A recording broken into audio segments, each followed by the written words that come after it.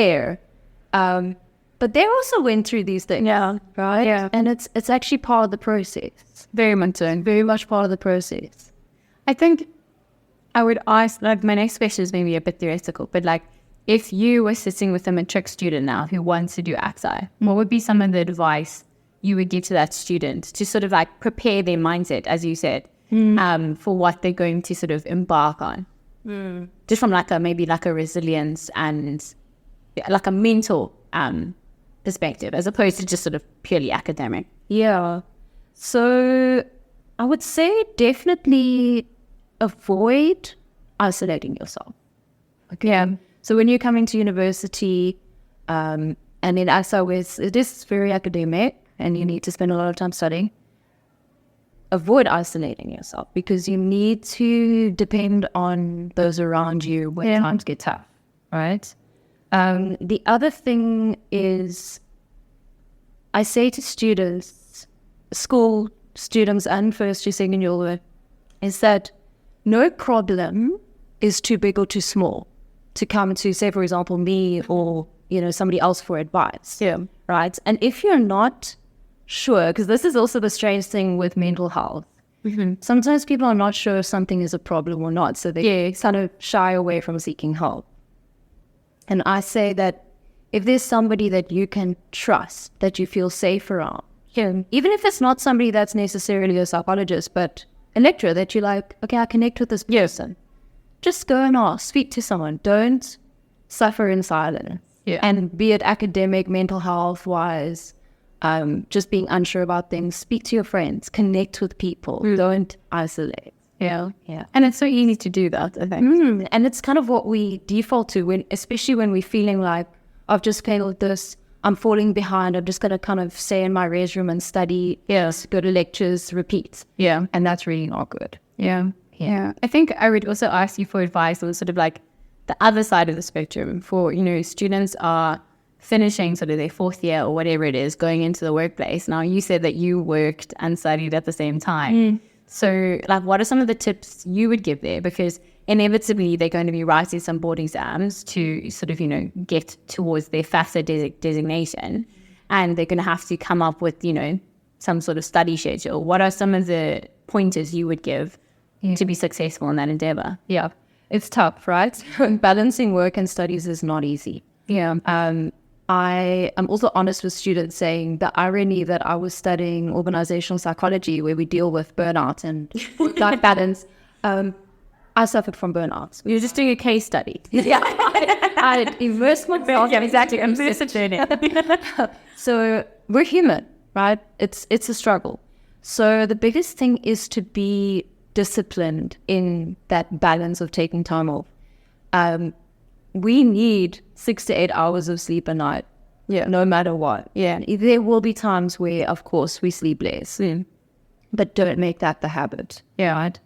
I mean, I'm still kind of getting my health back to where it should be, because we were planning about this. Right. And hence we go for these medical a couple of times a week. Exactly. And there's this thing about if you feel like you don't have 5 minutes to sit and just breathe, meditate, reflect, just stop. If you feel like you don't have those 5 minutes, you need to take an hour. So, okay. Because you worked yourself up so much. Yeah, very much so. And one of the other things I find with, fourth years and moving into the workplace, I had a very interesting conversation with an HR manager at a really well-known insurance company. And she said it's really interesting in interviewing students in our final years, for the following year for employment. And you can literally, she said she could see the burnout in their body language. Just this look of utter exhaustion, right? Versus a student who's had a bit more balance and is looking bright-eyed and kind of excited. And that impacts decisions, right? So it's not just about marks, it's also about balance. Because from a hiring perspective, the employer's going, okay, this person looks like there's going to be quite a bit of absenteeism, up ahead. Yeah.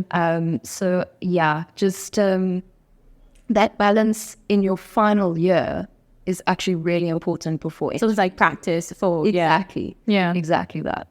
So yeah, I think it's a very interesting thing that you say there, in that I think studying, in many ways, you should practice good routines because you need those routines when you do your work. Yeah. And I think people see those as completely separate. Yes. And that's not actually the case.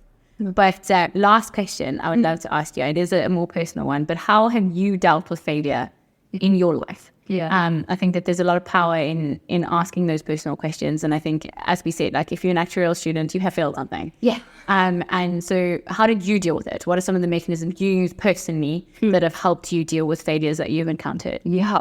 So my first failure in an academic perspective was at master's level. That's very interesting. You delayed yours, girl. At 19, I was smacking up those failures. So for me, it hit pretty hard, right? Because I got to that point, I was like, I've got this, I know this subject, I'm comfortable. And I got an assignment back and I got 40%. Ooh. Yeah. And I cried, I ate ice cream. Yeah. I feel like Bridget Jones there.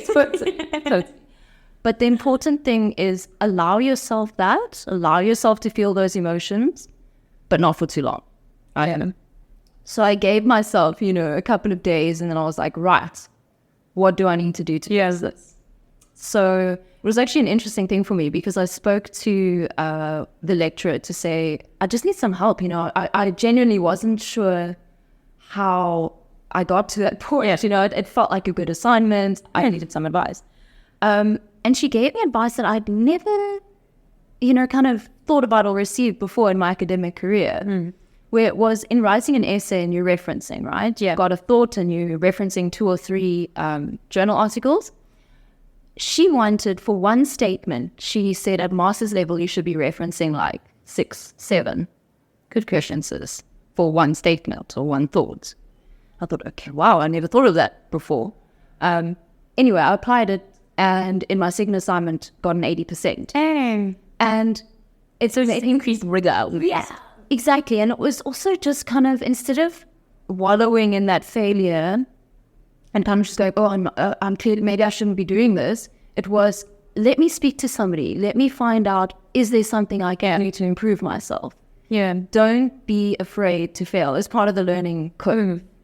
Yeah, very much so. It's interesting that you say that because I think a number of people who I've interviewed and are lecturers, and I asked a lot of them, like, what would be your advice to a student? And so many of them just say, like, use your lecturers, like, leverage the people that are around you. So I'm in student meetings all the time where they're like, okay, can we go through a question? And I will sit and go through a question. But it's not as much as it should be. Like, that should be something that people do more frequently. And then you get to your big test or your big exam, and then you're like, oh, goodness, I actually don't know what's going on. And then it's a little bit too late, because it's like, the lecturer doesn't want to help you the day before an exam because they're like, you left it last minute, you're panicky, now I have to manage you, and that's not actually going to be a productive session. So it's interesting thing that you say. Any last comments, thoughts, encouragements for potential students before we end off today's podcast?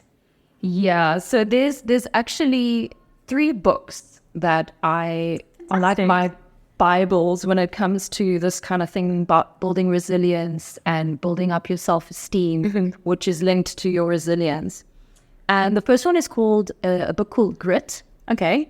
And it's by Angela Duckworth. Okay. It's got some really, really great tips about, discovering your why. Like, why you study. What drives you? Yeah, what drives you? What keeps you pushing through the tough times, right? So it's a really, really great book. And then one that's really linked to that is called Mindset. So when I spoke about the growth mindset, it's again around viewing failure differently. Okay, so a person with a fixed mindset is going to kind of, when you fail a test, you're going to want to internalize that as, I failed that test, therefore I'm a failure. Yes. Okay, so make that correlation. Yeah. Yes. Whereas the growth mindset goes, yes, I failed this test. I feel terrible. I ate the ice cream. I felt really emotional, but I'm going to re-strategize to move forward. Okay.